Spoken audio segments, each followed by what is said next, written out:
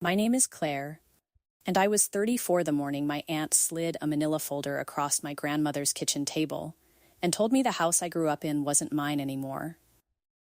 Grandma Ruth had been dead 6 days. The casserole dishes were still stacked on the counter. The cards were still on the fridge. And Diane looked me in the eye and said, "She changed her mind at the end, sweetheart. It's all in writing." Inside that folder was a will dated 5 days before Grandma died. A will that left everything the house on Linden Street, the savings, all of it to Diane. There was just one problem. My grandmother couldn't hold a spoon that week. She didn't know what year it was. And what I found in her old recipe box 3 days later? None of them saw it coming. Welcome to Composed Drama Stories, where the women everyone underestimated finally tell their side. If quiet strength and slow justice are your kind of evening, stay with me. So let me take you back to that kitchen. The folder sat there between us. Diane had her hands folded on top of it like a teacher waiting for me to behave. I opened it. One page, Grandma's signature at the bottom shaky, slanting off the line. And 2 witness names I didn't recognize, Carol something, and a Lynette. I said, "Diane, she had a stroke in February. She was on morphine by March." And my aunt smiled, and she said the thing I will never forget. "Well, the lawyer notarized it. So I guess your feelings don't really matter, do they?" That was the moment the floor tilted under me. Because I knew my grandmother had a will already. A real one. From years before. I'd seen the gray metal lockbox she kept it in the bottom drawer of her dresser, under the church bulletins.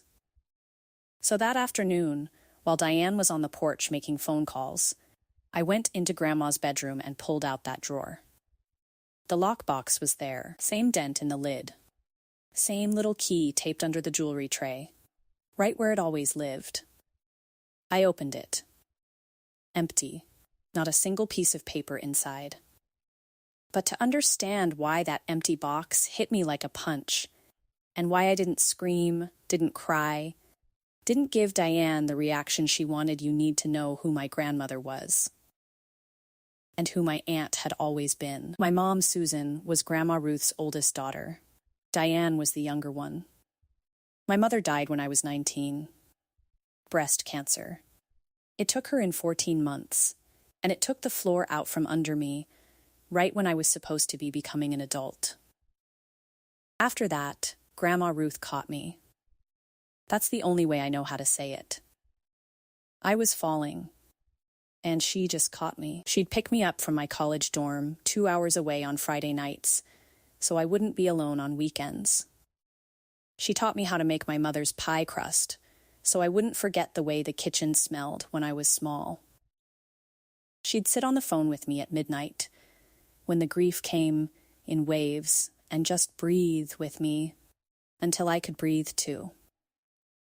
The house on Linden Street became my home, a white 2-story with green shutters and a porch swing that squeaked. A piano in the front room that nobody played well, but everybody played anyway. That house wasn't a piece of property to me. It was the last place my mother's laugh still echoed. There was a pencil mark on the kitchen door frame where Grandma had measured me every summer until I was 16. She never painted over it. She said a house should remember the people who grew up in it. Now Diane was different. Diane kept score. I don't say that to be cruel. I say it because it's true, and because everything that happened later makes more sense if you understand it from the start. Where Grandma gave, Diane counted. Every Christmas, Diane would tally up who got what, down to the dollar. Every time Grandma helped me a tank of gas, a winter coat, a check for textbooks, Diane found out, and Diane remembered. "You always favored Susan's girl," she'd say. Like I was a thing Grandma had picked off a shelf, instead of a granddaughter she loved. And there was something else, something that took me years to see clearly. Diane had money problems. Quiet ones, the kind people in middle-class towns hide behind a nice car and a tight smile. Her husband Gary had been laid off twice. There was a second mortgage. There was a son, my cousin Brett, who'd had some trouble and some debts. I didn't know all the details back then. I only knew Diane's eyes did something cold whenever the conversation turned to Grandma's house. So when she slid that folder across the table, part of me wasn't even surprised. But I was about to learn that being unsurprised and being prepared are two very different things. Here's what those first days after the funeral actually felt like. Helpless. I want to be honest with you about that, because I think a lot of people have stood exactly where I stood, and nobody tells you how powerless it feels. Let me back up to the funeral itself, because that's where it really started, and I didn't even see it happening. Diane gave the eulogy. She stood up at the front of the church in a black dress that still had the crease from the store, and she talked about her mother, my mother. She kept saying, my mother, like there was only one child who'd ever loved Ruth Hale. She talked about the meals she'd cooked, the doctor's appointments she'd driven her to, the nights she'd stayed. And here's the thing. Some of it was even true. In the last months, Diane had been around more. I'd told myself at the time it was love. I understand now it was positioning.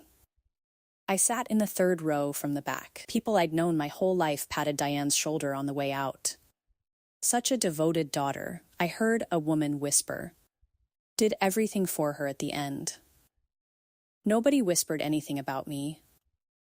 I was just the granddaughter, the quiet one, the one who'd cried too hard to speak. After the service, the casseroles started arriving at the Linden Street house, the neighbor's way of saying sorry.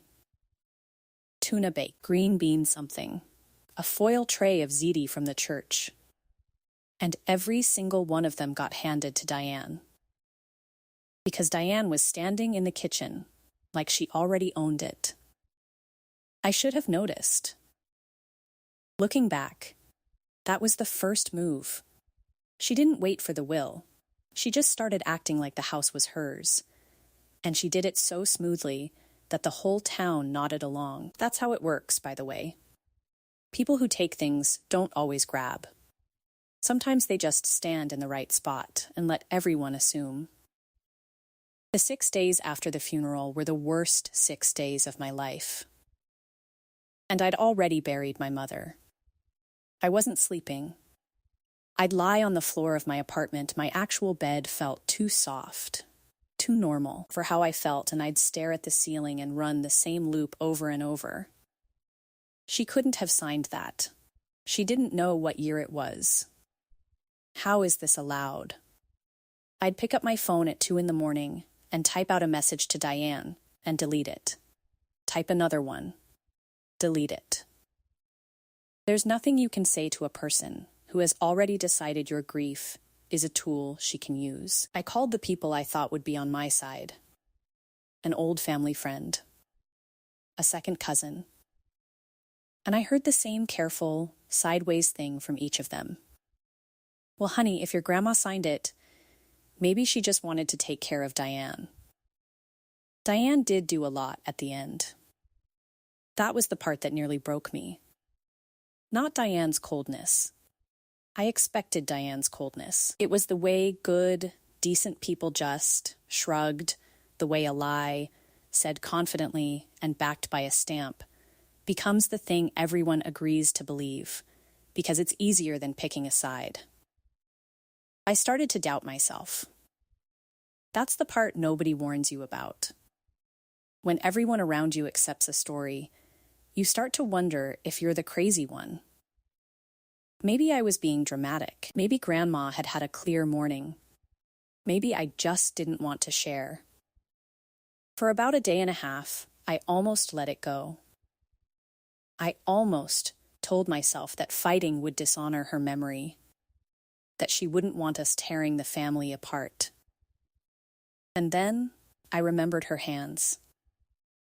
I remembered the last time I'd visited, in early March. I'd held her hand, and it was so light, like a bird, and she'd looked at me with this soft, drifting confusion and called me Susan. She'd called me by my dead mother's name. She didn't know I was Claire. She didn't know what decade it was. And 5 days after I held that hand, that same woman supposedly read, understood, and signed a 4-paragraph legal document rewriting her entire estate. No, the doubt died right there. I knew what I knew. But knowing and being able to do something are two different things. I called a legal aid line on the Tuesday. I sat on hold for 40 minutes, listening to a recording tell me my call was important.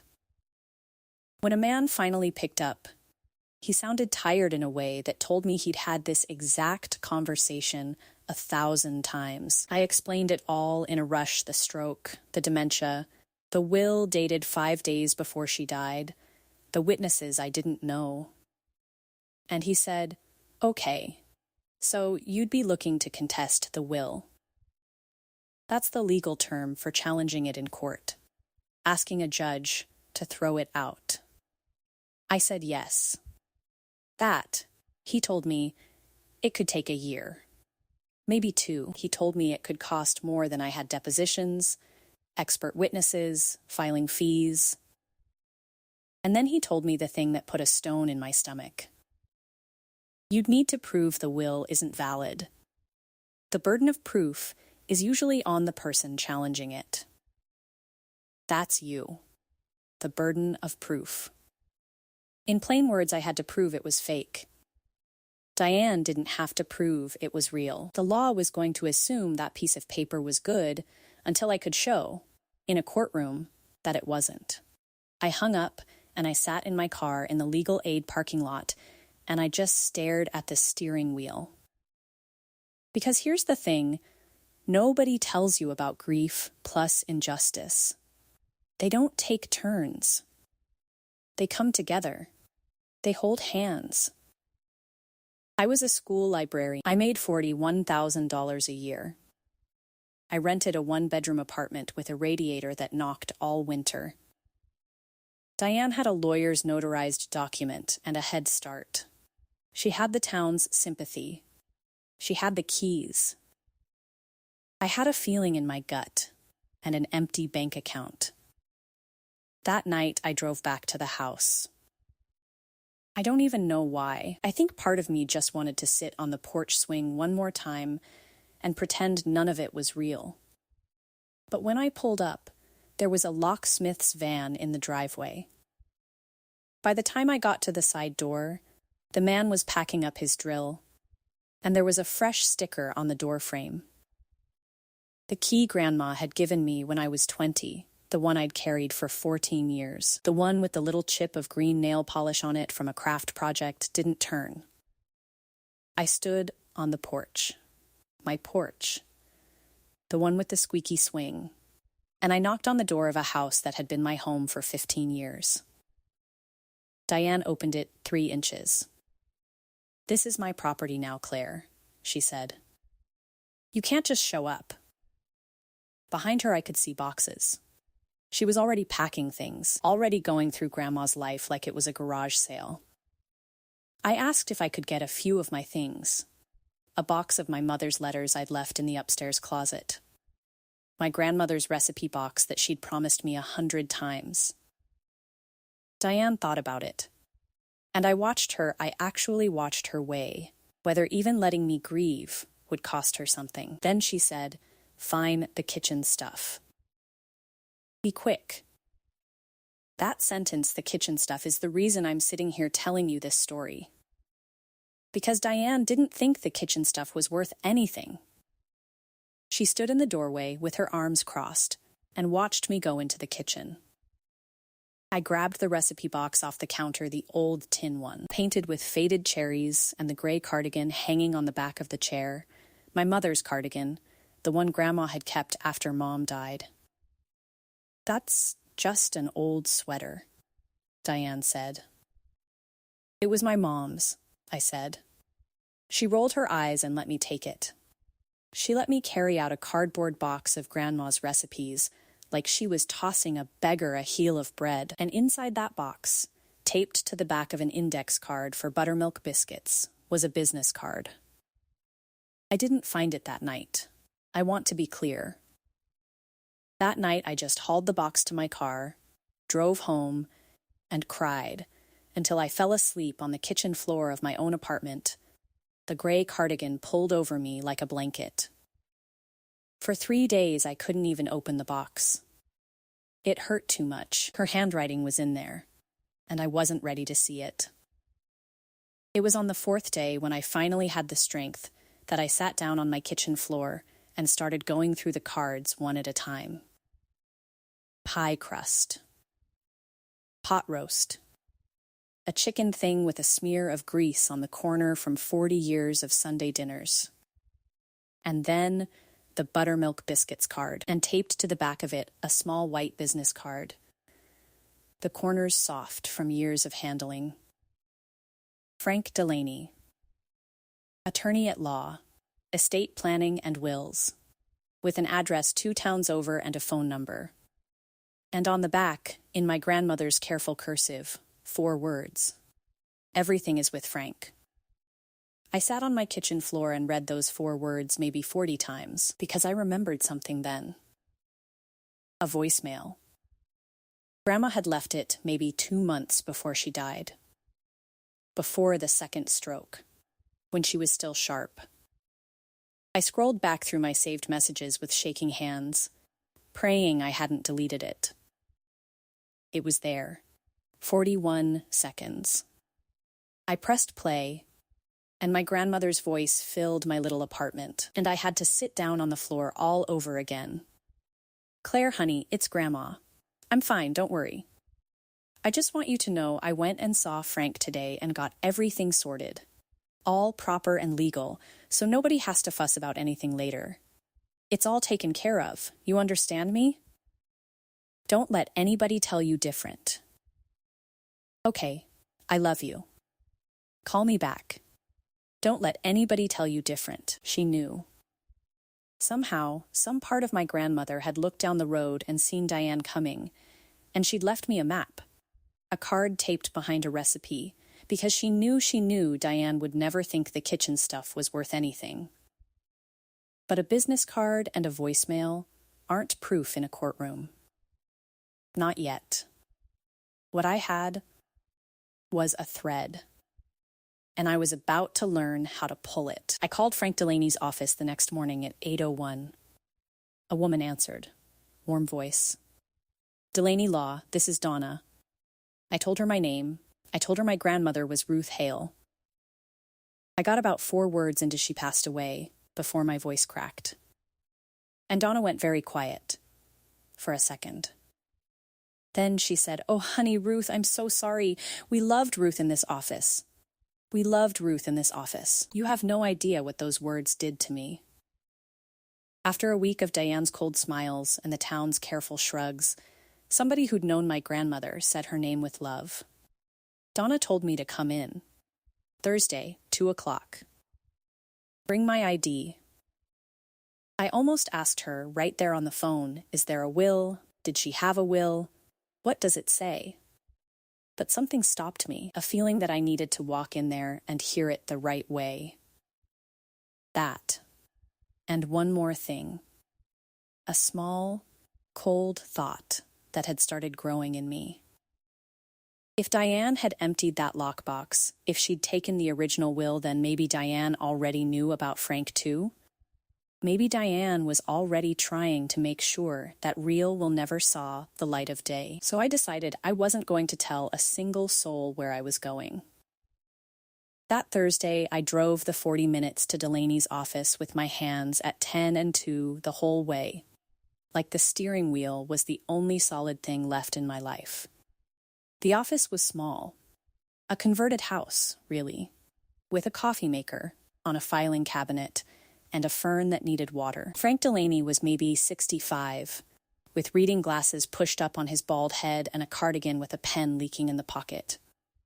He shook my hand, and he held it a beat longer than a stranger would.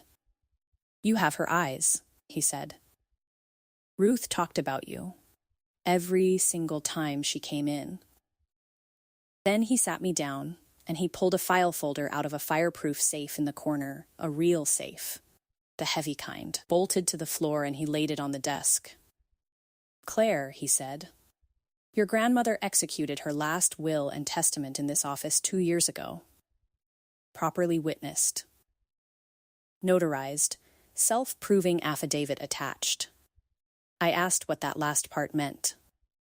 "A self-proving affidavit," he said, "is a sworn statement we attach where the witnesses and the signer all confirm, in front of a notary, that everything was done right. In plain terms, it means a court doesn't even have to track down the witnesses later. The will basically proves itself." I felt something in my chest start to unclench. Just a little. Then he said, "There's also a video." A video. Frank explained that for clients over a certain age, especially ones with family situations, he was a little worried about his words. He recorded the signing. With permission. "On the record. Ruth specifically asked me to," he said gently. "She said, and I'm quoting her, 'Diane is going to make trouble. I want it on tape that I knew exactly what I was doing. I want it on tape that I knew exactly what I was doing.'" I had to put my hand over my mouth. Frank turned his monitor toward me and pressed play. And there she was. My grandmother, in a blue cardigan I knew, sitting up straight in that very chair, 2 years younger and bright-eyed, stating the date, stating her name, stating that she was of sound mind and under no pressure from anyone. Then she read out, in her clear, strong voice, who got what. The house on Linden Street to me.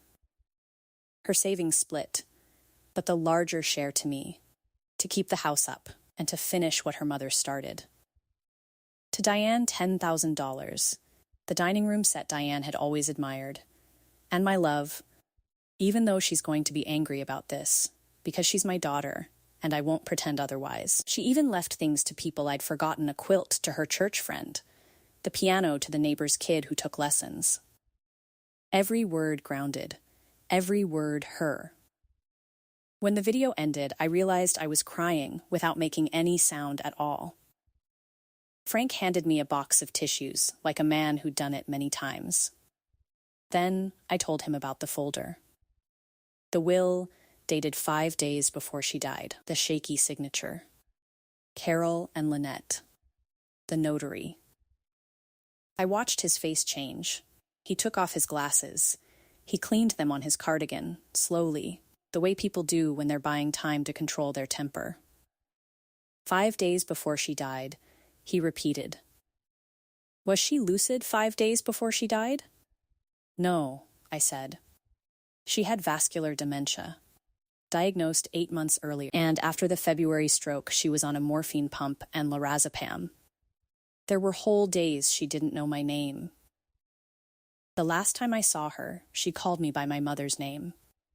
My mother's been gone 15 years. Frank put his glasses back on. Then we have 2 issues, he said. And I want you to remember both of these terms, because they're going to matter. The first is testamentary capacity. In plain words, did she actually understand what she was signing? Did she know what she owned, who her family was, and what the document did? If she was that medicated and that confused, the answer is almost certainly no.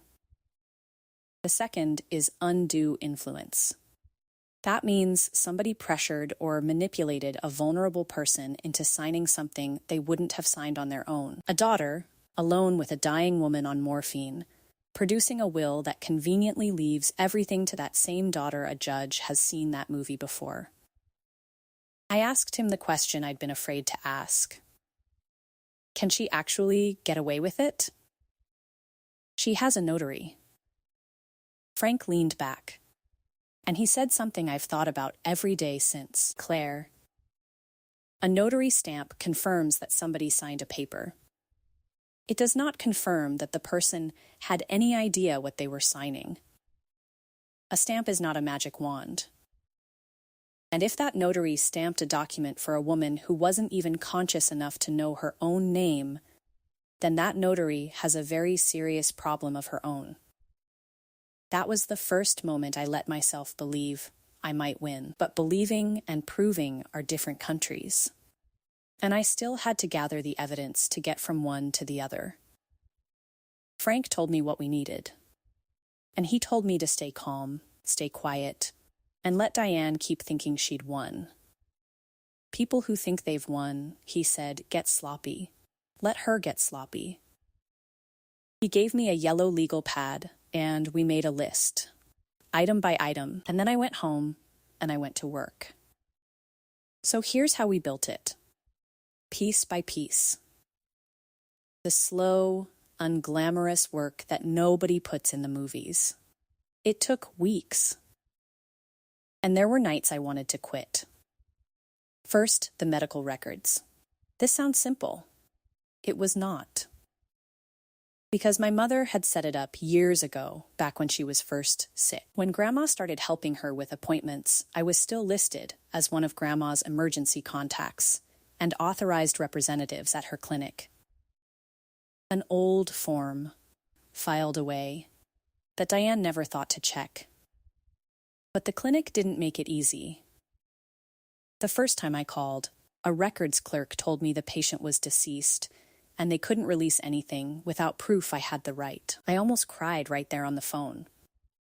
I thought the one door I had was closing. Frank walked me through it. He told me exactly which form to file, exactly what I was entitled to as an authorized representative of the estate's interested party, and exactly how to word the request so it couldn't be brushed off. I drove to the clinic in person. I sat in a plastic chair for an hour and a half. I filled out 3 forms. I showed my ID and my mother's old paperwork and Grandma's death certificate. And the clerk, a young guy who clearly just wanted to go to lunch, finally said, "Okay, 2 to 3 weeks for processing." 2 to 3 weeks. That was the longest 2 to 3 weeks of my life. Because while I was waiting, Diane wasn't sitting still. I drove past the Linden Street house one evening. I couldn't help it, and there was a sign in the front yard. For sale. She'd listed the house. My grandmother's house. With a realtor and a sign and everything. I went home and looked it up online. And there it was, on the listing site, with photos of the rooms I grew up in. The kitchen with the cherry recipe box gone from the counter. The front room with the piano. Charming 2-story. Motivated seller. Motivated seller. In plain words, she needed the money, and she needed it fast. That sign changed everything for me. Because now there was a clock. If that house sold to some stranger before I could prove the real will, untangling it would become a nightmare. Maybe impossible. I called Frank in a panic. He was calm, the way he was always calm. "A listing isn't a sale," he said.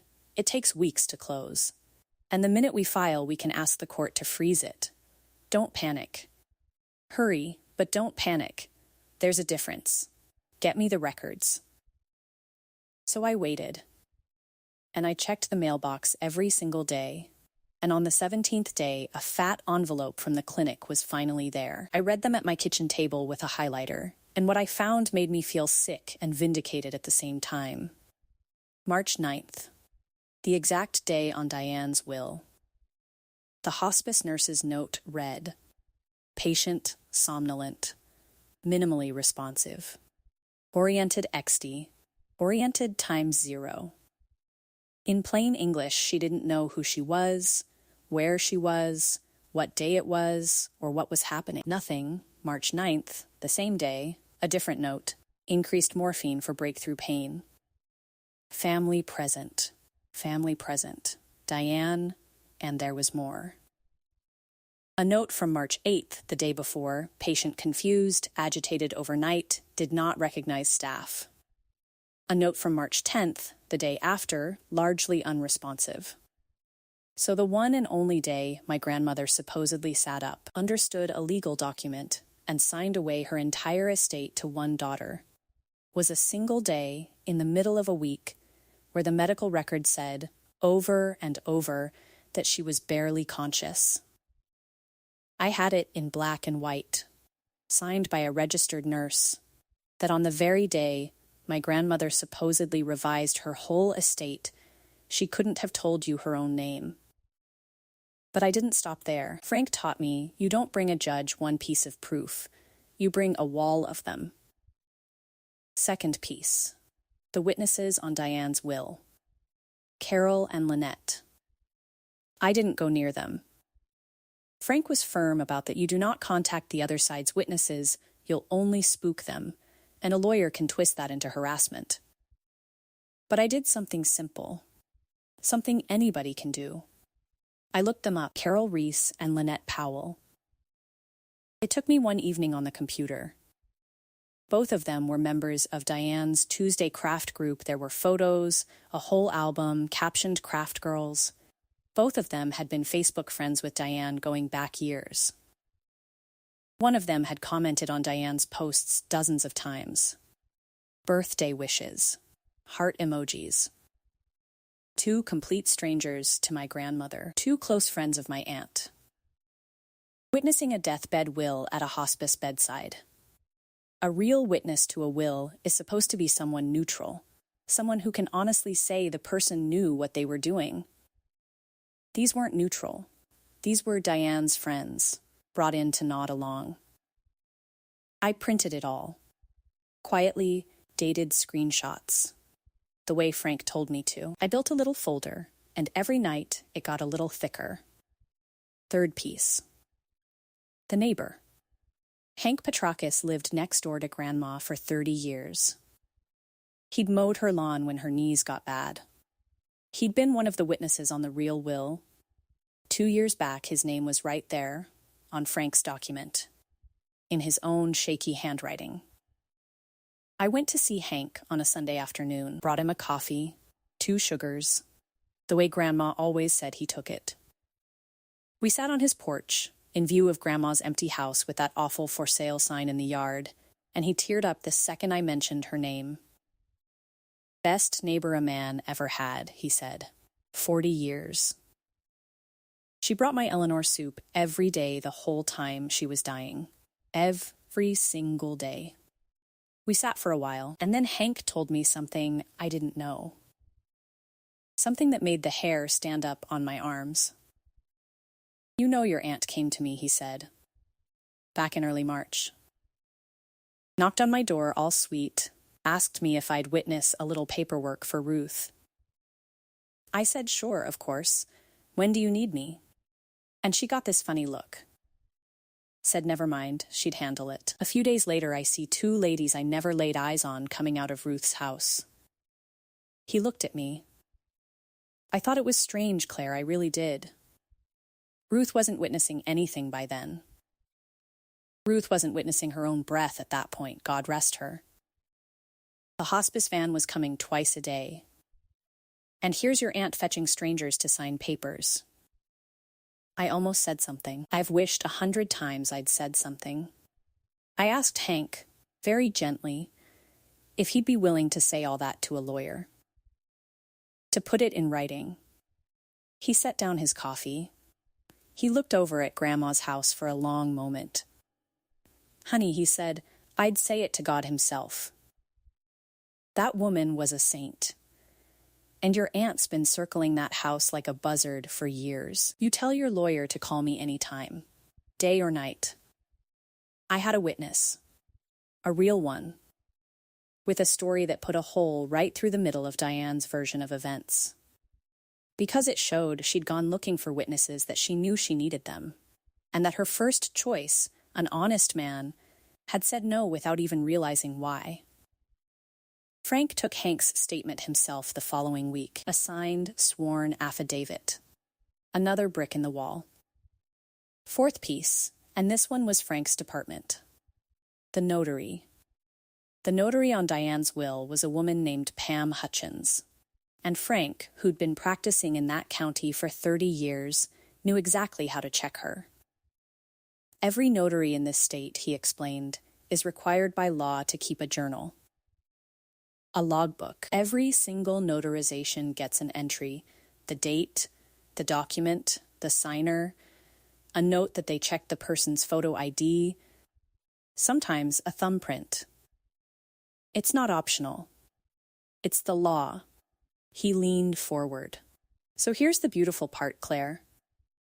If Pam Hutchins really did notarize a will for a barely conscious woman in a hospice bed, then one of two things is true. Either her journal shows it, in which case she's put her own signature on a record of doing something she never should have done.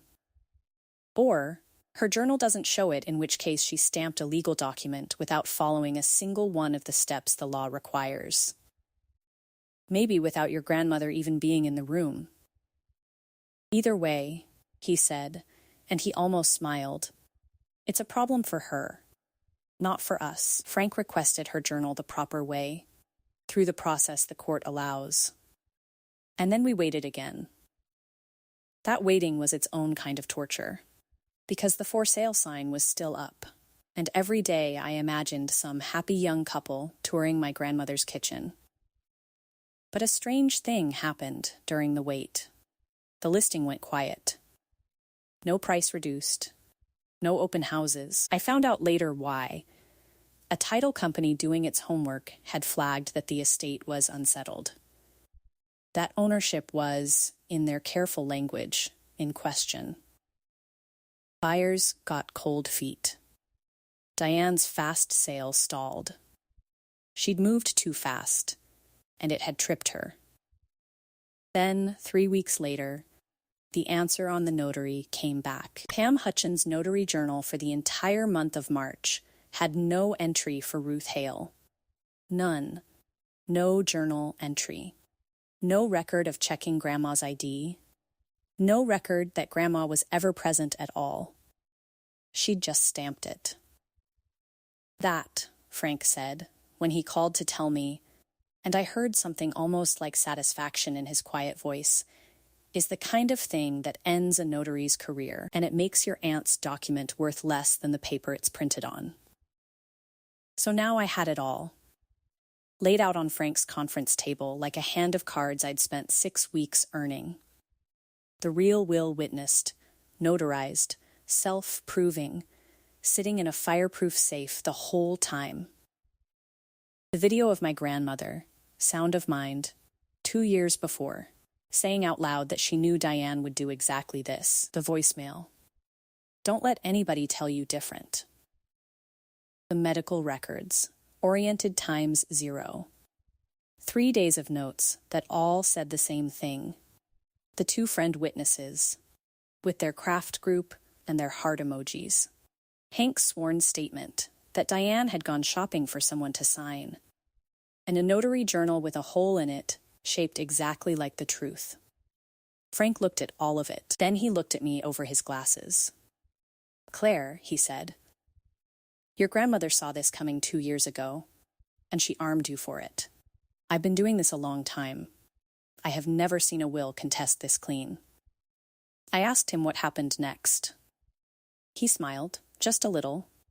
Next, he said, we invite your aunt to a meeting. And we read the real will out loud. Now I could tell you it went to a long trial. It didn't. And here's why. Because this is the part that matters. When you have proof this strong, a good lawyer doesn't go straight to war. He gives the other side one chance to walk away. Frank sent Diane's lawyer a single letter. It laid out, point by point, everything we had.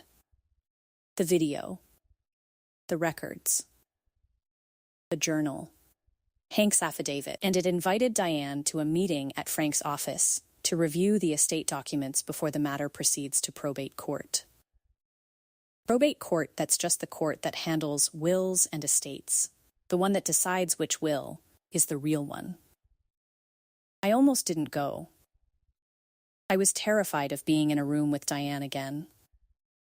The thought of her cold smile made my hands shake. But Frank said, "She needs to see your face, Claire. She needs to understand that the woman she thought she could roll over showed up. Quietly, prepared. You don't have to say a word. You just have to be there." So I went. I want to slow down here, because this is the moment I waited a lifetime for, and I'm not going to rush it. It was a Tuesday morning, gray sky, the kind that can't decide whether to rain. I wore my mother's gray cardigan, the one Grandma had kept after Mom died, the one I'd carried out of that kitchen the night Diane let me grab the kitchen stuff. It felt like armor. It felt like both of them were with me. Diane was already there when I walked in, sitting at the long conference table with her lawyer, a young man in an expensive suit who kept checking his phone like he had somewhere better to be. Diane looked at my cardigan, looked at me, and she smiled that cold little smile. "Claire," she said, "I'm sorry you've dragged this out. I really am.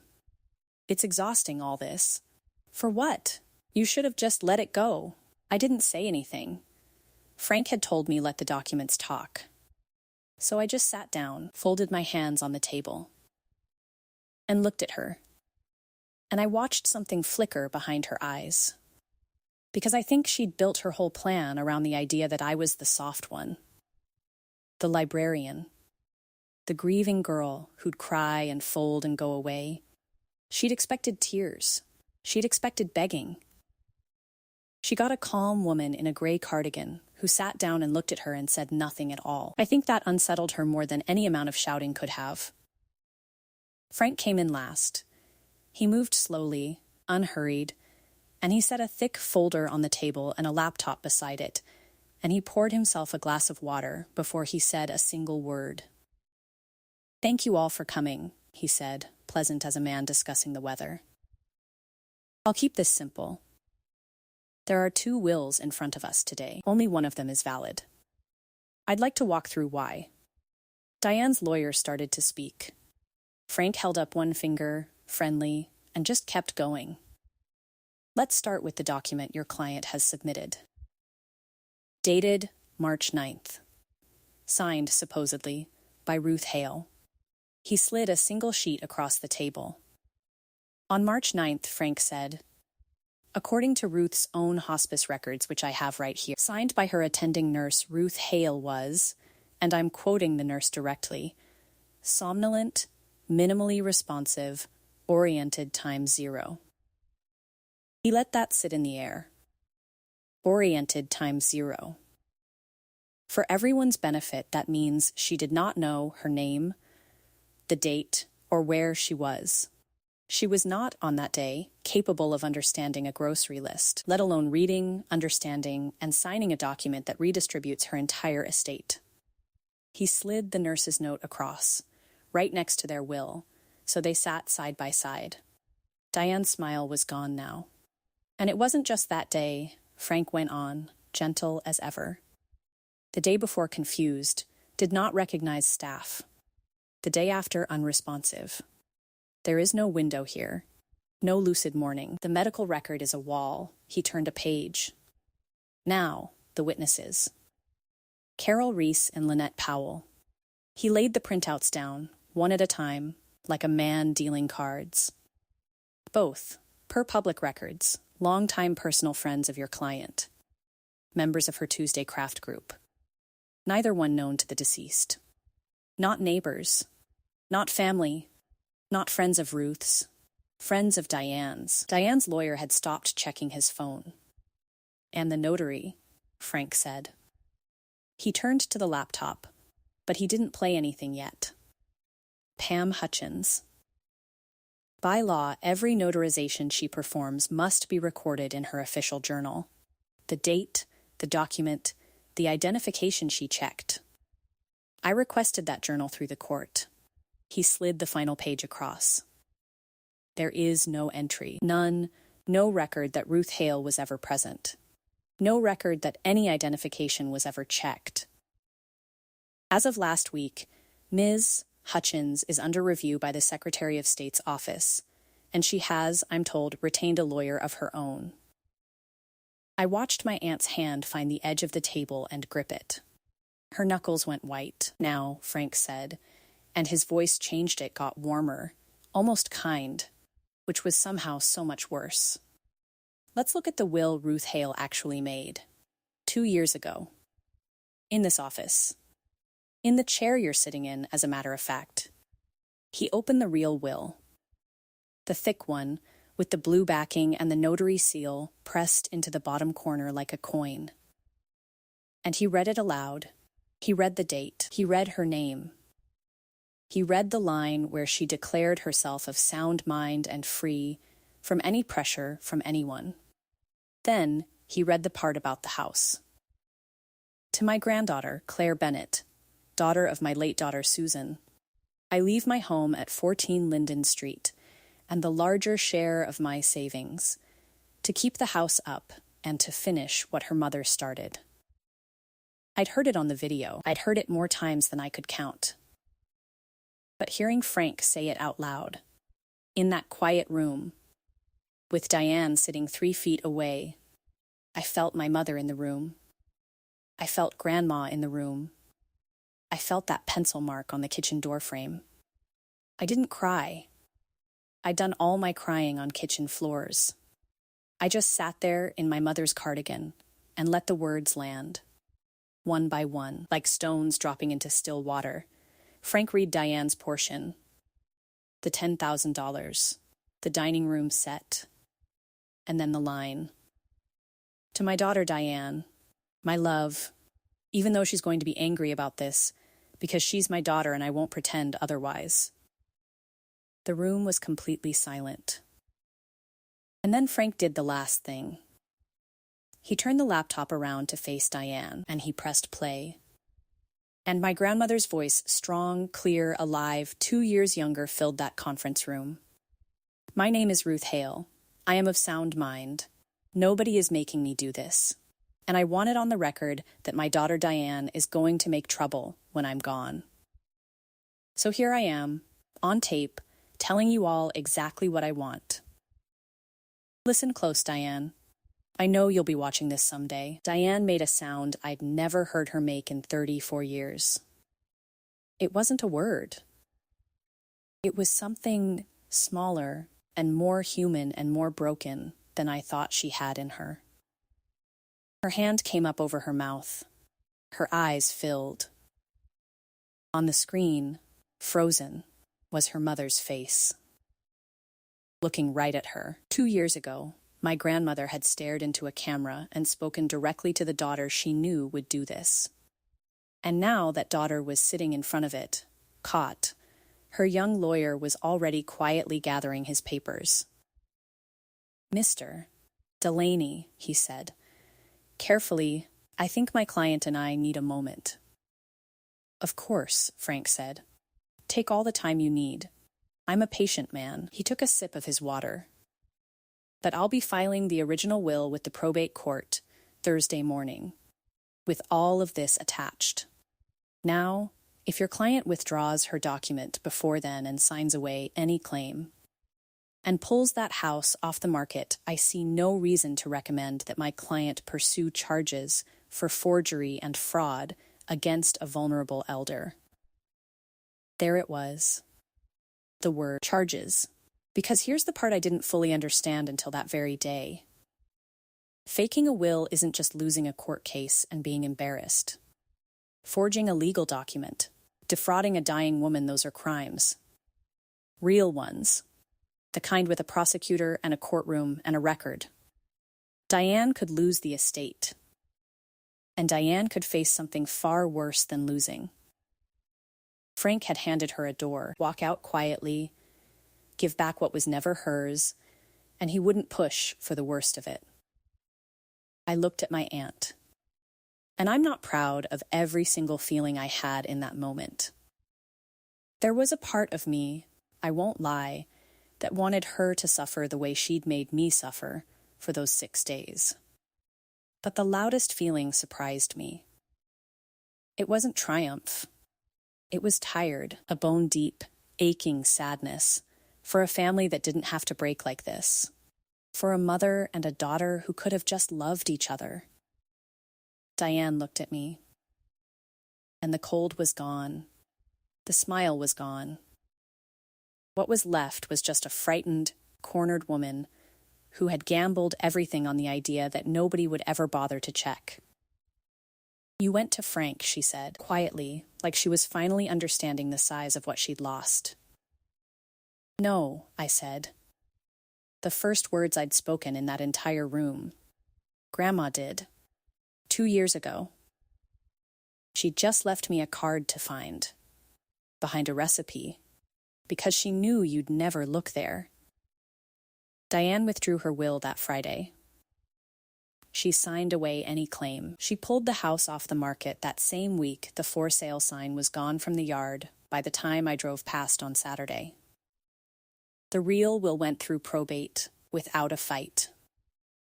There wasn't a fight left to have. When the proof is that complete, there's nothing for anyone to argue about. The notary, Pam Hutchins, did lose her commission. I heard about it through Hank, who heard about everything in that town eventually. That was the state's business, not mine, and I didn't celebrate it. A stamp had ended her career because she'd used it to do something a stamp should never be used to do. Diane was never charged. Frank kept his word. Once she withdrew the document and signed everything over, he didn't push it any further, and I went along with that. Not because she deserved mercy, she didn't, but because Grandma would have wanted at least one of us to act like family, even when the other one couldn't. I did write Diane one letter, just one. I told her I forgave her, which was mostly true, and that I never wanted to see her again, which was completely true. Both of those things can live in the same envelope. I've learned that. I moved into the house on Linden Street that summer. I oiled the porch swing so it would stop squeaking. Then I missed the squeak, and I let it come back. The pencil marks on the kitchen door frame are still there. I would no sooner paint over them than I would paint over my own name. I put the cherry recipe box back on the kitchen counter, the buttermilk biscuit card right at the front, where I can see her handwriting every single morning while the coffee brews. Frank gave me his blessing to keep a copy of the video. Sometimes, on the hard nights, I play it. Not for the legal part. Just to hear her say my name and tell me not to let anybody tell me different. And here's the quiet thing I've carried out of all of it. The thing I'd hand to you if you've sat with me this long. People who keep score think the whole game is about being clever, about moving fast, getting there first, grabbing while no one's looking, standing in the right spot in the kitchen so everyone assumes the house is yours. But my grandmother never raised her voice once in this entire story. She didn't fight. She didn't scheme. She just told the truth, early, on the record, with a lawyer and a camera and a card taped behind a recipe, and then she trusted that the truth would still be standing long after she was gone. And it was. The loudest person in the room is almost never the one holding the real document. Quiet people aren't weak. Sometimes quiet is just a woman who already wrote everything down, who already said exactly what she meant while she still could, and is waiting patiently, kindly, from somewhere just out of sight, for the lie to wear itself out. So if you've got someone you love who's getting older, please ask them the boring questions now. Where are the papers? Who's the lawyer? What did you really want? Do it while there's still laughter in the kitchen. Not after. Because the cruelest part of what Diane did wasn't the money. It was never the money. It was that for 6 days, she almost made me doubt how much my grandmother loved me. And she was wrong about that. It was on tape the whole time. If this story reminded you of someone, share it with a person who needs to hear it. Drop a comment below, hit subscribe, and I'll see you in the next story.